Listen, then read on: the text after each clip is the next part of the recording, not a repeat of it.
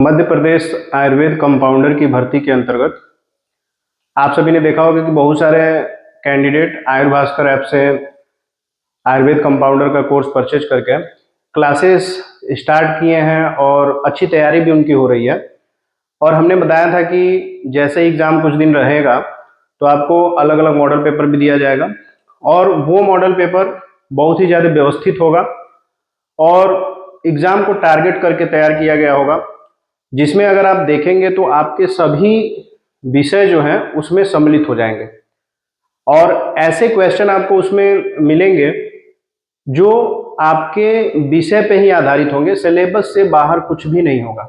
आपको बता दें कि जो भी कैंडिडेट मध्य प्रदेश आयुर्वेद कंपाउंडर की तैयारी कर रहा है उनका एग्ज़ाम जो है 15 अप्रैल को नोटिफिकेशन जब रिलीज हुई थी तो उसी के साथ एग्ज़ाम डेट भी आउट हो गया था। तो बहुत सारे ऐसे कैंडिडेट हैं जो कि कमेंट कर रहे हैं कि सर एग्ज़ाम जो है क्या आगे जा सकती है डेट, क्या तैयारी के लिए हमें अच्छा और ज़्यादा समय मिल सकता है। तो इस सब चक्कर में मत रहिए कि एग्ज़ाम डेट आगे चली जाएगी और आपको कुछ और समय मिल जाएगा और आप बेहतरीन तैयारी कर लोगे, क्योंकि समय जितना मिलेगा उतनी तैयारी आप खराब करोगे, बढ़िया तैयारी नहीं कर सकते हो। आप दिमाग में ये रखिए कि हमारे पास बस 14 तारीख तक का समय है और तब तक आप अच्छी तैयारी कर सकते हो, क्योंकि 15 को एग्जाम है तो हमें पूरा रिवीजन वगैरह सब चीजें कंप्लीट करके रखनी है 14 अप्रैल तक। ठीक है, तो उसी क्रम में इस वीडियो में हम आपको एक बेहतरीन मॉडल पेपर आपके एग्जाम के ऊपर आधारित दिखाएंगे, जिसमें आपको टोटली 100 एमसीक्यू आयुर्वेद पे आधारित रहेंगे। आपके जितने भी सब्जेक्ट हैं आयुर्वेद के उस पर पूरी तरह से फोकस्ड हैं ये क्वेश्चन। तो 100 क्वेश्चन रहेंगे आयुर्वेद के और सभी सब्जेक्ट से इन क्वेश्चन को बहुत ही एनालिसिस करके तैयार किया गया है। और ऐसे कैंडिडेट जो अभी तैयारी करना शुरू भी नहीं किए या कुछ दिन ही हुआ तैयारी करते हुए, उनके लिए बहुत ज़्यादा फायदेमंद होगा ये मॉडल पेपर।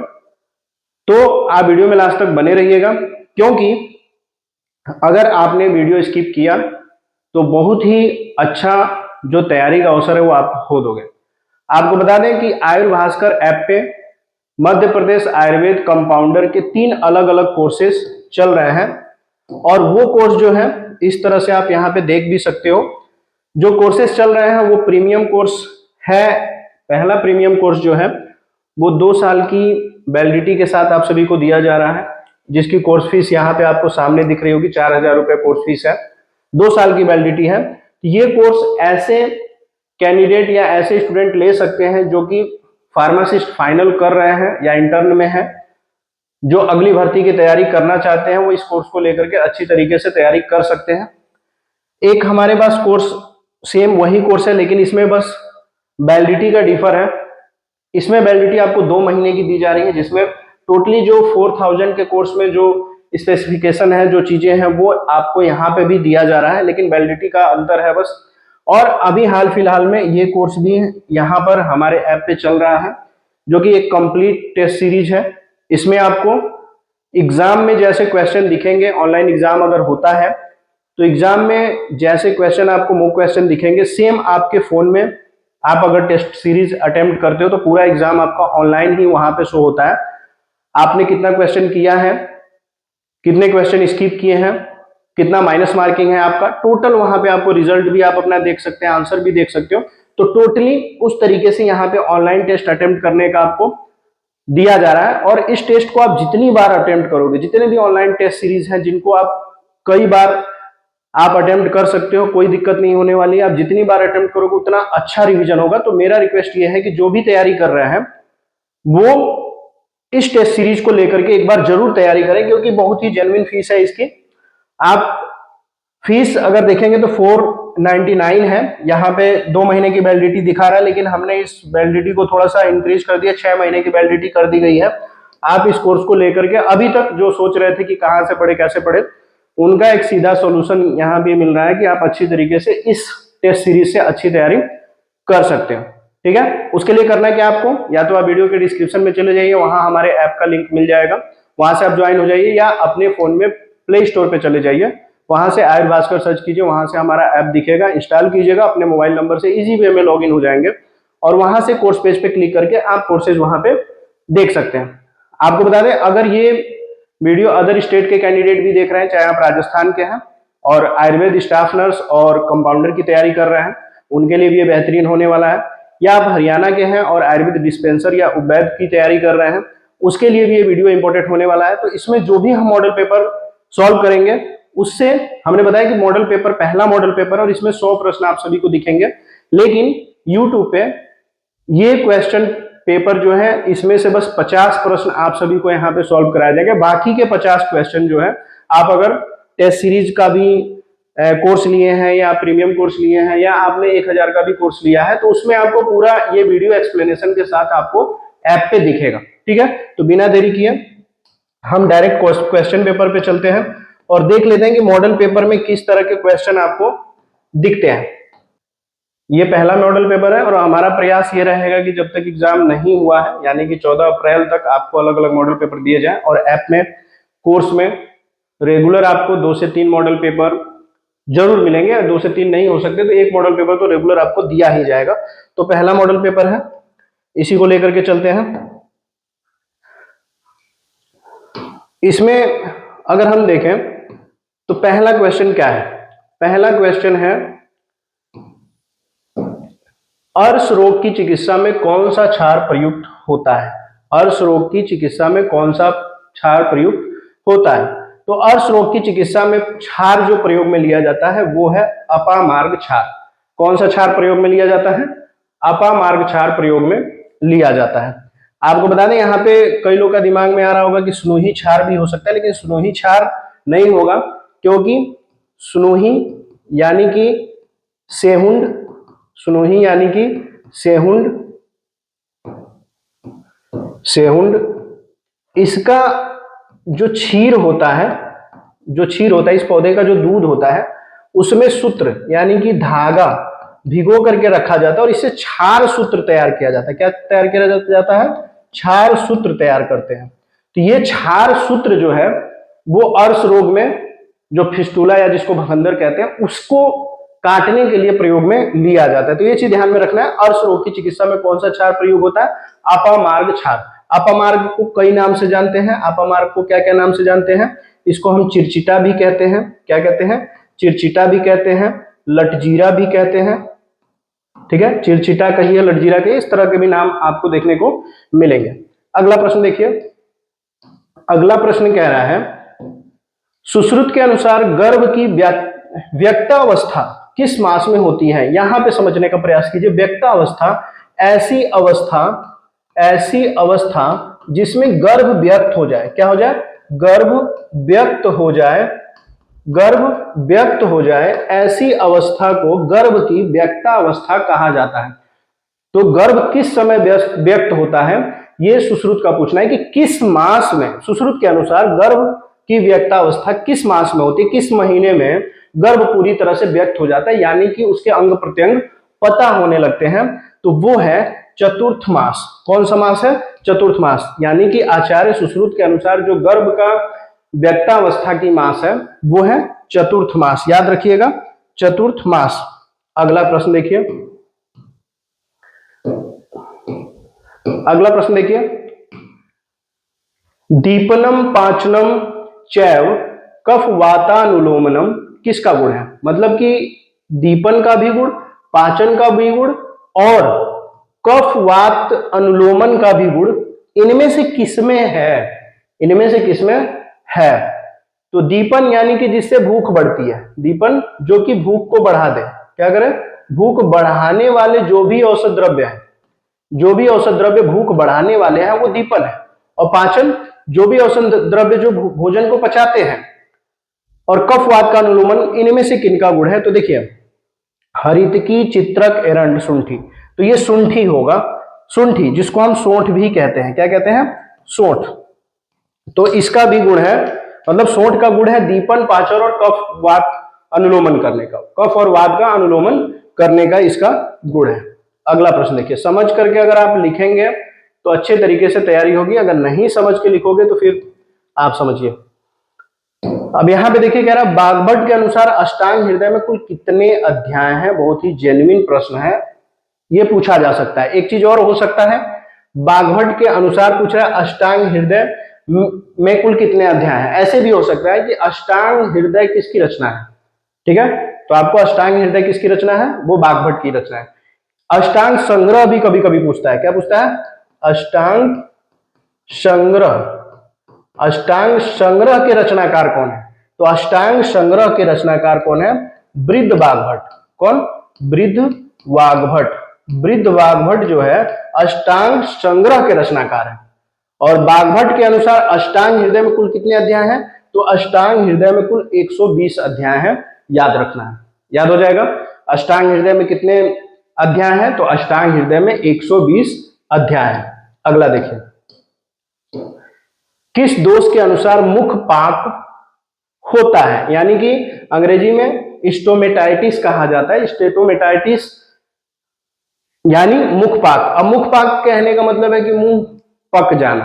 अब कैसे होगा, अगर वात होगा तो होगा नहीं, कफ होगा तो होगा नहीं, तो किसके होने से होगा, वात पित्त कफ और रक्त पूछ रहा है, तो किस दोष के कारण मुख पाक होता है, पित्त दोष के कारण। किस दोष के कारण, पित्त दोष के कारण मुख पाक होता है, क्योंकि ये क्या है, उष्ण है, पित्त उष्णता का वाहक है, उष्णता को दिखाता है, शरीर में गर्मी को बढ़ाता है, तो गर्मी के बढ़ने के कारण मुख पाक हो सकता है, ठीक है। अगला प्रश्न, अगला प्रश्न देखिए, कह रहा है योग रत्नाकर के अनुसार अर्श कितने भेद हैं, अर्श के कितने भेद हैं, तो योग रत्नाकर के अनुसार अर्श के 6 भेद हैं। कितने भेद हैं, अर्श के 6 भेद योग रत्नाकर के अनुसार हैं, याद रखना है, योग रत्नाकर के अनुसार अर्श के 6 भेद बताए गए हैं।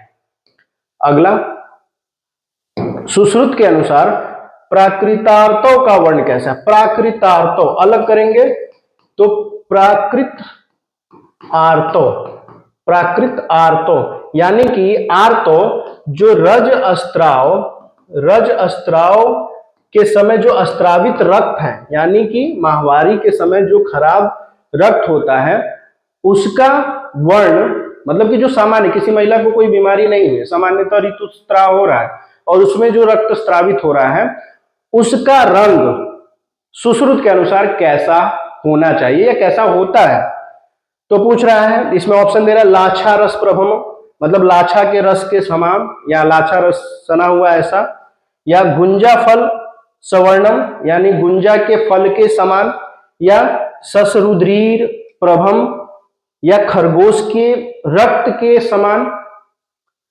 तो अगर देखें तो सभी के समान ये जो है इसका वर्ण होता है, सभी के समान वर्ण होता है, तो उपयुक्त सभी सही होगा।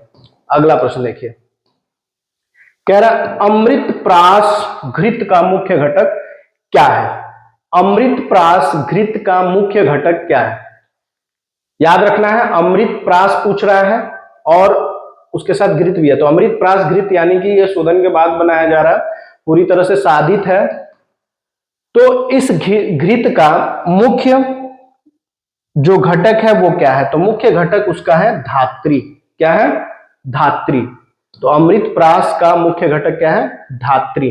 अगला, चरक के अनुसार विरेचन द्रव्यों में श्रेष्ठ कौन सा है, मतलब आचार्य चरक के अनुसार विरेचन द्रव्य में सबसे अच्छा विरेचन द्रव्य कौन सा है, तो पूछ रहा है स्नोही, आरगवध, त्रिवृत, जयपाल। अब देखिए यहाँ पे जो जयपाल दिया ना, जयपाल विरेचन तो है लेकिन ये तीव्र विरेचन में आ जाता है, जिसको हम सामान्यतः हिंदी में जमाल घोटा भी कहते हैं, जमाल घोटा। ये आप देखेंगे तो पेट साफ करने वगैरह वाले जो भी हैं उसमें प्रयोग में लिया जाता है, ठीक है, तीव्र विरेचन का काम करता है। तो यहाँ पे बस विरेचन पूछ रहा है, विरेचन द्रव्यों में जयपाल तो होता है लेकिन तीव्र विरेचन वाले में हम इसको लिख सकते हैं। यहाँ पे पूछ रहा है कि विरेचन द्रव्यों में श्रेष्ठ सबसे अच्छा विरेचन द्रव्य कौन सा है, तो सबसे अच्छा विरेचन द्रव्य है त्रिवृत। क्या है, त्रिवृत। ऑप्शन सी सही होगा, ठीक है। आगे देखिए, अब कह रहा है अष्टांग संग्रह के रचयिता कौन है, जैसा भी शुरू में समझाया ना हमने उसी तरह क्वेश्चन भी यहाँ पे आ गया, अष्टांग संग्रह के रचयिता कौन है। तो अभी स्टार्ट में समझाया गया, आप आंसर बता सकते हो, कमेंट बॉक्स में आंसर लिखिए, कौन सा आंसर होगा क्वेश्चन नंबर 10 का, ऑप्शन कौन सा सही होगा, बताइए जल्दी।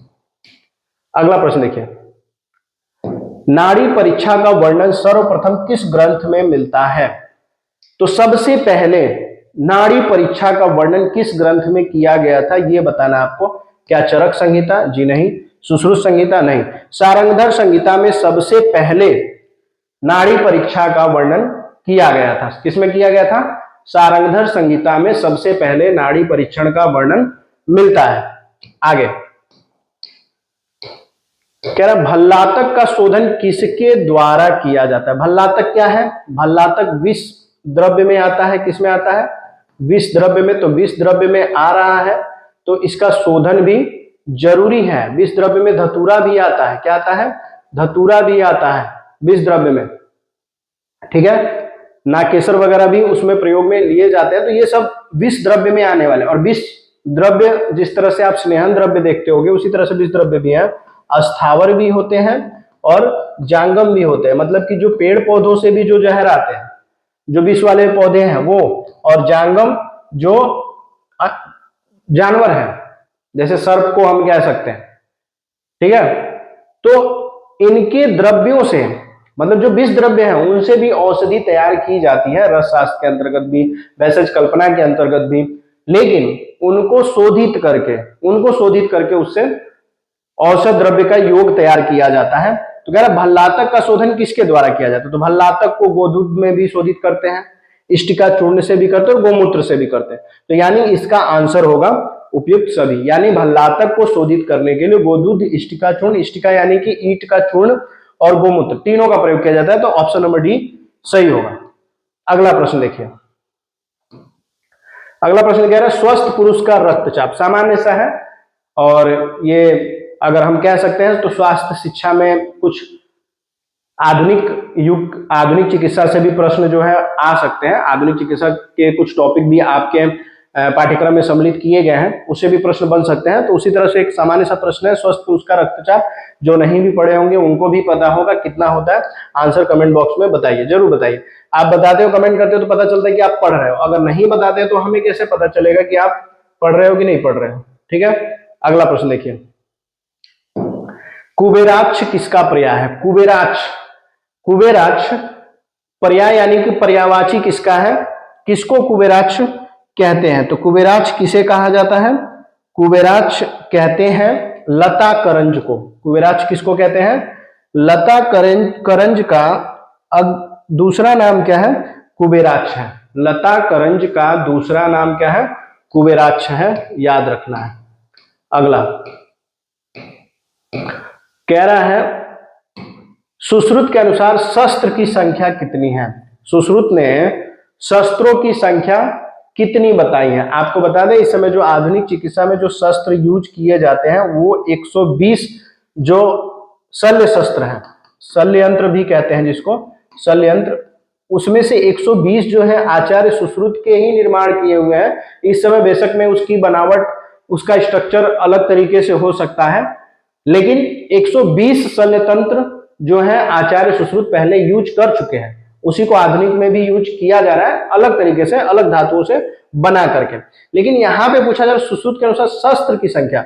अब ये तो प्रकार हो गया ना, मुख्यतः शस्त्र कितने प्रकार के होते हैं ये आचार्य सुश्रुत का पूछना है। तो आचार्य सुश्रुत के अनुसार 20 शस्त्र जो है, शल्य शस्त्र कह सकते हैं कि आचार्य सुश्रुत के अनुसार 20 शल्य शस्त्र हैं। ये जो है अलग अलग इसी में से प्रकार बन गया है। अगला देखिए, कह रहा आरोग्यवर्धनी बटी का मुख्य घटक क्या है? तो आरोग्यवर्धनी बटी का मुख्य घटक क्या है? कुटकी है। क्या है? कुटकी। आरोग्यवर्धनी बटी का मुख्य घटक है कुटकी। अगला कह रहे इंद्र यव किस वृक्ष का बीज है? अब देखिए इंद्र यव, यव मतलब जव, यव मतलब जौ, लेकिन बस यव रहता है तो आप जौ समझ लेते हैं, लेकिन कह रहे हैं इंद्र यव। इंद्र यव किस वृक्ष का बीज है?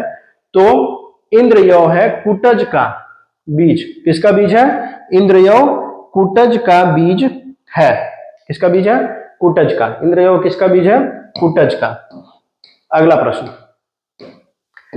चरक के अनुसार महाकषाय की कुल संख्या कितनी है? ये भी आपको स्वास्थ्यविद में, स्वास्थ्य शिक्षा में अच्छे तरीके से बताया गया है। चरक ने 50 महाकषायों की बात की है। कितनी बात की है? 50 महाकषायों की बात आचार्य चरक के अनुसार किया गया है। तो चरक के अनुसार महाकषाय की संख्या भी कितनी हो जाएगी, 50 हो जाएगी। ठीक है, बढ़िया से पढ़ते रहिए ताकि आपकी तैयारी में कोई कमी न रह जाए और आपको पछताना न पड़े कि हमने पढ़ा नहीं और सर ने पढ़ाया लेकिन हमने पढ़ा नहीं। ठीक है, त्रिफला में कौन सा फल नहीं होता है, ये तो सब जानते हैं ना, त्रिफला में कौन कौन से फल होते हैं सब जानते हैं, इतना नहीं जानोगे तो क्या जानोगे। ठीक है, तो फटाक से कमेंट बॉक्स में बताइए क्वेश्चन नंबर 19 का आंसर क्या होगा, जल्दी बताइए क्वेश्चन नंबर 19 का आंसर क्या होगा, सभी बताएंगे ताकि पता चले कि कितने लोग पढ़ रहे हैं। ठीक है, अगला देखिए, अग्निमांद किस दोष की प्रधानता से होता है। अब यहां पे समझिए, अग्निमांद, अग्निमांद यानी कि अग्नि की मंदता, क्या, अग्नि की मंदता, अग्नि की मंदता यानी कि जठराग्नि जो है वो मंद हो गई है। तो अग्निमांद किस दोष की प्रधानता से होता है, तो पहले तो सन्निपात दिया है तो कतई नहीं होगा। सन्निपात ये क्या है, इसमें द्वंद्वज कह सकते हैं, या दो दोष से अधिक दोष अगर एक साथ हो रहे हैं तो उसको सन्निपातज कहते हैं। तो ऐसा तो नहीं है कि सन्निपातज से अग्निमांदता हो जाएगी, नहीं। अग्निमांद किससे हो सकता है, वात से भी नहीं होगा, किससे होगा, कफ से। कफ किसका कफ जो है वाहक हम कह सकते हैं, तो जल, जल का प्रतिरूप हम कह सकते हैं कि कफ है। तो कफ थोड़ा शीतल होता है, वो अग्नि को क्या करता है, शांत करता है। मतलब अगर आप इस तरह से भी सोचें कि आग पे पानी फेंक देने से आग बुझ जाता है, उसी तरह से अग्निमांदता जो है, अग्नि तीव्र किससे होती है, पित्त से। पित्त अगर संतुलित रहेगा तो अग्नि तीव्र होगी, भूख अच्छी लगती है। लेकिन वही जब कफ दोष हो जाएगा तो अग्नि तीव्र नहीं होती है, तो वो अग्निमांदता किससे हो जाएगा, कफ से। तो ऑप्शन सी सही होगा। अगला प्रश्न देखिए, अगला प्रश्न कह रहा है, भेषज कल्पना के अनुसार क्वाथ बनाने हेतु जल का अनुपात। अच्छा प्रश्न है, जल का अनुपात कितना होता है, द्रव्य से कितना गुना जल अधिक लेना चाहिए, कितना गुना जल होना चाहिए, द्रव्य जितना है उसकी कितनी गुनी मात्रा जल की होनी चाहिए, तो वो होगा 16 गुना। कितना गुना, 16 गुना। ऑप्शन डी सही होगा, नोट करते जाइए। अगला देखिए, पुष्यनुग चूर्ण का मुख्य रोगाधिकार क्या है। पुष्यनुग चूर्ण बहुत बार कई सारे एग्जाम में देखा गया है, ये प्रश्न आता ही रहता है, चाहे वो सेंट्रल गवर्नमेंट की भर्ती हो, सीसीआरएस की भर्ती हो, DSSB की भर्ती हो, या आपने देखा होगा कि हरियाणा उवैध की भर्ती हुई थी पिछले साल, उसमें भी क्वेश्चन जो बने थे राजस्थान के, आप अगर प्रीवियस ईयर के क्वेश्चन पेपर उठा के देखें तो किसी न किसी में ये प्रश्न दिख जाएगा। MP आयुर्वेद फार्मासिस्ट के या कंपाउंडर का जो एग्जाम हुआ था उसके भी क्वेश्चन पेपर में ये क्वेश्चन दिख जाएगा। पुष्यनुग चूर्ण जो है ये श्वेत प्रदर की अच्छी दवा है। किसकी दवा है, श्वेत प्रदर की। किसकी दवा है, श्वेत प्रदर की अच्छी दवा है। तो हम कह सकते हैं कि ये श्वेत प्रदर की अच्छी दवा है पुष्यनुग चूर्ण। तो इसका रोगाधिकार भी प्रदर ही होगा, प्रदर से संबंधित जितने रोग हैं, प्रदर रोग में ये बहुत अच्छा कार्य करता है। ठीक है, एक चीज और, अगला प्रश्न देखिए,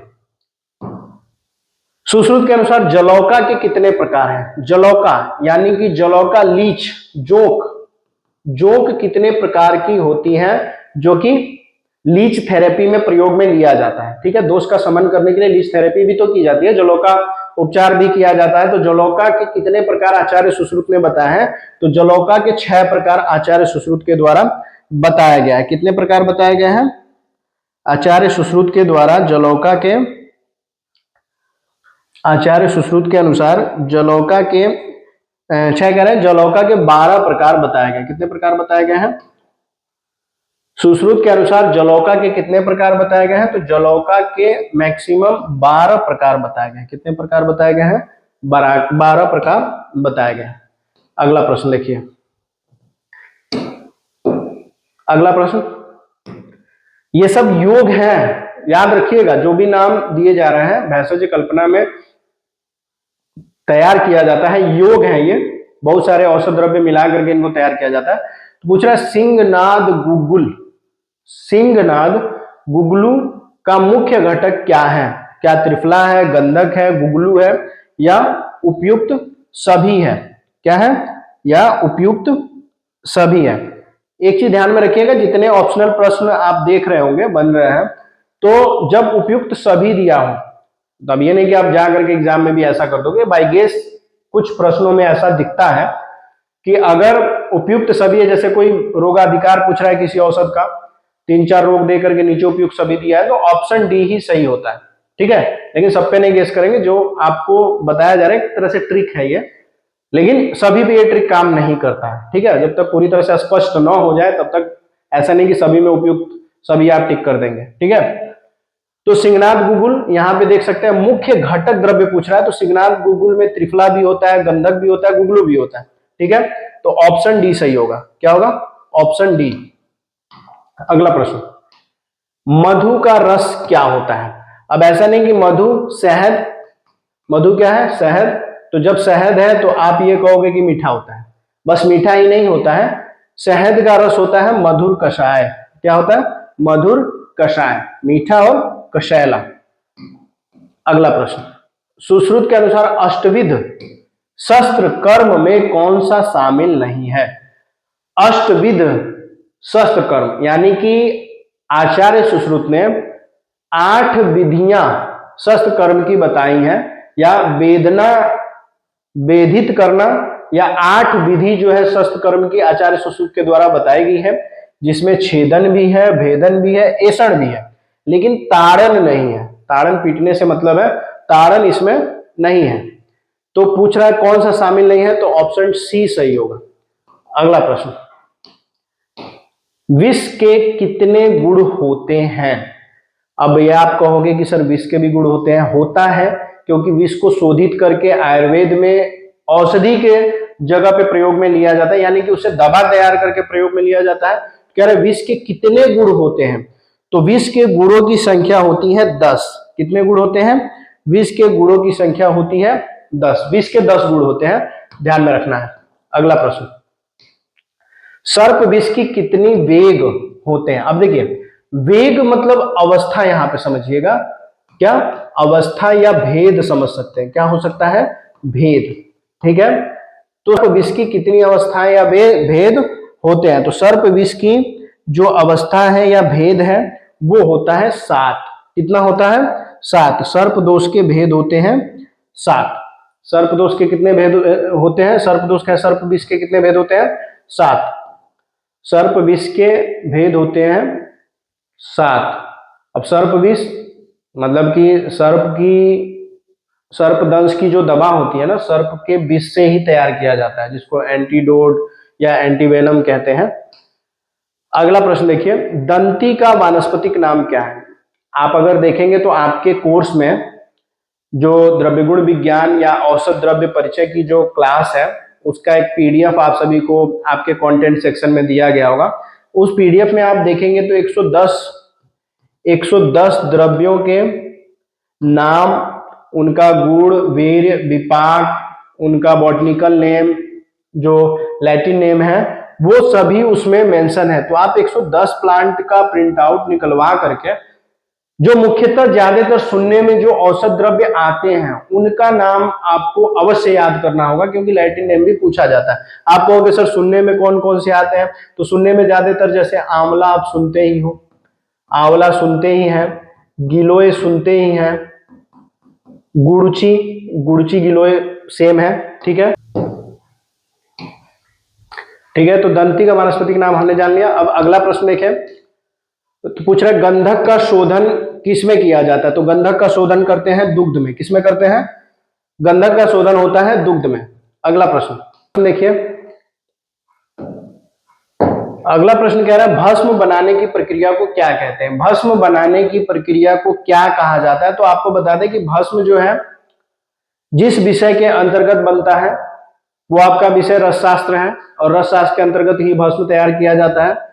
और उसमें अगर देखें तो भस्म बनाने की सभी प्रक्रियाओं में अगर देखें तो स्टेप बाय स्टेप बहुत सारी प्रक्रियाएं उसमें सम्मिलित होती हैं, जिसमें अंतिम जो प्रक्रिया है वो होती है मारण, जिससे अंतिम उत्पाद के तौर पे भस्म प्राप्त होता है। तो मारण, भस्म बनाने की प्रक्रिया को क्या कहते हैं? मारण कहते हैं, ये याद रखना है। अगला प्रश्न देखिए, कुपिपक्व रसायन का उदाहरण कौन सा है? इसमें से कुपिपक्व रसायन कौन सा है? तो अगर देखा जाए तो रस सिंदूर भी कुपिपक्व है, मकर ध्वज भी, समीर पन्नग रस भी। तो यानी कि आंसर होगा उपयुक्त सभी। कुपिपक्व रसायन में सभी सम्मिलित है। अगला प्रश्न देखिए, कह रहे शलाका की लंबाई कितनी है, सामान्य सा प्रश्न है। शलाका की लंबाई कई बार आपने कई जगह पढ़ा होगा, तो आप जरूर कमेंट बॉक्स में बताइए कि शलाका की लंबाई कितनी है। कमेंट जरूर दीजिए ताकि हमें पता चले कि कितने कैंडिडेट जो है तैयारी कर रहे हैं और अच्छी तैयारी जिनकी है वो आंसर दे सकते हैं। ठीक है, तो शलाका की लंबाई कितनी है वो हम आपके ऊपर छोड़ते हैं। अगला प्रश्न, अग्निकर्म हेतु किसका प्रयोग किया जाता है? अग्निकर्म के लिए किसका प्रयोग करता है? अगर देखें तो अग्निकर्म जो है जिससे किया जाता है वो शलाका है, लेकिन अग्निकर्म करने के लिए पिपली की भी आवश्यकता होती है, शलाका की भी, छौद्र की भी, यानी हनी की। तो उपयुक्त सभी क्या होगा? सभी सही होगा। अगला प्रश्न, वमन हेतु से श्रेष्ठ द्रव्य कौन सा है? वमन के लिए सबसे अच्छा द्रव्य कौन सा है? तो वो होगा मदन फल। क्या होगा? मदन फल। तो मदन फल कभी भी आए तो आप समझिएगा ये वमन द्रव्य है जिससे उल्टी कराई जा सकती है। ठीक है, अगला, हृदय रोग में कौन सा चूर्ण प्रयुक्त होता है? हृदय रोग में कौन सा चूर्ण प्रयुक्त होता है? आसान सा आंसर है, क्योंकि आप सभी को पता हो कि अर्जुन जो है, ज्यादातर अर्जुन को हार्ट का डॉक्टर भी कहा जाता है। ठीक है, हृदय के लिए अच्छी औषधि भी कहा जाता है, तो इसलिए अर्जुन चूर्ण इसका आंसर होगा। अश्वगंधा चूर्ण नहीं, शतावरी नहीं, यष्टिमधु चूर्ण नहीं, अर्जुन चूर्ण हृदय रोग का प्रयोग किया जाने वाला चूर्ण है। अगला है, काश की कितनी गतियां या प्रकार होती? काश यानी कि जो खांसी है उसकी कितनी गतियां या प्रकार होती हैं? ठीक है, तो काश की जो गतियां हैं काश की जो गतियां कितनी है? 5 है। या प्रकार, गति कहिए या प्रकार कहिए, बात एक ही हुआ। काश की गतियां जो है 5 होती हैं। अगला प्रश्न, रसोनादि वटी का मुख्य उपयोग किसमें होता है? रसोनादि वटी मुख्य रूप से किसमें प्रयोग किया जाता है? क्या ज्वर में प्रयोग होता है, अजीर्ण में, अतिसार में, या पांडु में? किसमें प्रयोग किया जाता है? तो प्रयोग होता है इसका अजीर्ण में। रसोनादि वटी किसमें प्रयोग होता है? अजीर्ण में। ठीक है, अगला प्रश्न, शतावरी का प्रयोज्यांग क्या है? सामान्य सा प्रश्न है। शतावरी का मूल ही प्रयोग में लिया जाता है। क्या प्रयोग में लिया जाता है? मूल। तो शतावर का मूल प्रयोग में लिया जाता है, तो प्रयोज्यांग क्या होगा? मूल। शुद्ध पारद का वर्ण कैसा होता है? शुद्ध पारद यानी कि मरकरी, पारा जिसको कह रहे हैं, तो उसका वर्ण कैसा होता है? चंद्रिका सदृश, यानी कि चांद की रोशनी जिस तरह से होती है, जिस वर्ण की होती है, उसी वर्ण की शुद्ध पारद भी होता है। अगला प्रश्न, सुश्रुत के अनुसार प्रमेय के कुल कितने भेद होते हैं? तो आचार्य सुश्रुत के अनुसार प्रमेय के 20 भेद होते हैं। कितने भेद होते हैं? 20 होते हैं। आचार्य सुश्रुत ने प्रमेय की 20 अवस्थाएं, 20 भेद बताए हैं। चंद्रप्रभा बटी का मुख्य रोगाधिकार क्या है? आपको बता दें, चंद्रप्रभा बटी जो है मूत्र कृच्छ में ही प्रयोग में ज्यादातर लिया जाता है, लेकिन यहाँ पे देखिए मिलते जुलते रोग हैं और बहुत सारे ऐसे योग हैं आयुर्वेद में जो कि कई सारी बीमारियों में प्रयोग में लिए जाते हैं। और जैसा हमने आपको बताया था ट्रिक कि बहुत सारे ऐसे औषध द्रव्य जो कि कई सारी बीमारियों में प्रयोग में लिए जाते हैं, और नीचे उपयुक्त सभी हो, तो आप समझिए कि वही आंसर होगा। यहाँ पे भी कुछ ऐसा ही है, प्रमेह, मूत्रकृच्छ और अस्मरी, तो उपयुक्त सभी यहाँ पे आंसर होगा। लेकिन सभी पे ऐसा हम रूल नहीं लागू कर सकते हैं। जहां पे आप फंसते हो, नहीं पता हो, और इस तरह का अगर ऑप्शन आ जाए तो आप उपयुक्त सभी पे जा सकते हो। ठीक है, अगला प्रश्न, तुलसी का वानस्पतिक नाम क्या है? तुलसी का वानस्पतिक नाम क्या है? तो तुलसी का वानस्पतिक नाम है Ocimum sanctum. Botanical name Ocimum sanctum तुलसी का बॉटनिकल नेम है। अगला प्रश्न, अरिष्ट बनाने में संधान प्रक्रिया हेतु किसका प्रयोग किया जाता है? देखिए, अरिष्ट बनाने में संधान, संधान भी एक अलग प्रक्रिया है और अरिष्ट भी अलग प्रक्रिया है, लेकिन अरिष्ट जो है तैयार होता है उसके बाद उसके लिए भी संधान किया जाता है। तो अरिष्ट बनाने में संधान प्रक्रिया हेतु किसका प्रयोग किया जाता है? तो धातकी पुष्प, ध्यातकी लिखा हुआ है, धातकी पुष्प कहते हैं, तो धातकी पुष्प, गुड़, जल, ए और बी दोनों पूछ रहा है, तो ये सही होगा। धातकी पुष्प और गुड़, मतलब ए और बी दोनों सही होगा, ऑप्शन डी सही होगा। आप कहोगे सर अरिष्ट में जल का भी तो प्रयोग होता है, तो जल का प्रयोग होता है, लेकिन अरिष्ट अग्नि का प्रयोग करके तैयार किया जा रहा है, अग्नि पे, आंच पे पका करके उसको तैयार किया जा रहा है, तो मुख्यतः गुड़ और धातकी पुष्प यहाँ पे आंसर होगा। अगला प्रश्न देखिए, रसशाला में दिशाओं के अनुसार भट्ठी यानी कि फर्नेस कहाँ होनी चाहिए। तो भट्ठी आप अगर देखें तो वास्तु शास्त्र के अनुसार भी अगर देखें तो घर जब बनता है तो रसोई घर कहाँ पे होता है, आग्नेय कोण पे। तो उसी तरह से आग्नेय साउथ ईस्ट डायरेक्शन जो है रसशाला में दिशाओं के अनुसार भट्ठी आग्नेय दिशा में होनी चाहिए, यानी कि उत्तर कह रहे हैं दक्षिण पूर्व पे उसका स्थान होना चाहिए। अगला प्रश्न देखिए, अपामार्ग का प्रयोज्यांग क्या है। अपामार्ग का कौन सा अंग ज्यादातर प्रयोग में लिया जाता है, मूल, फल, पंचांग, बीज। तो बता दें अपामार्ग का पूरा पौधा प्रयोग में लिया जाता है, यानी कि इसका जड़ भी, फल भी, बीज भी प्रयोग में लिया जाता है, यानी कि पंचांग। जब पंचांग कहा जाए तो आप समझिए पूरा पौधा। अगला प्रश्न, त्रिकटु चूर्ण में कौन कौन से द्रव्य होते हैं। आसान सा प्रश्न है, बहुत बार आप पढ़े होंगे और आपने जो पारिभाषिक द्रव्यों का समूह है उसके अंतर्गत भी पढ़ा होगा। तो बता सकते हैं आप आंसर सुंठी, मरीच, पिपली। ठीक है, सोंठ, मरीच और पिपली। अगला प्रश्न देखिए, कह रहा सुश्रुत के अनुसार त्वचा की कितनी परतें होती हैं। तो सुश्रुत ने 7 परतें बताई हैं त्वचा की। कितनी परतें बताई हैं, 7 परतें सुश्रुत ने त्वचा की बताई हैं। तो ऑप्शन सी सही होगा। अगला प्रश्न देखिए, दशमूल में कौन सा समूह नहीं शामिल है।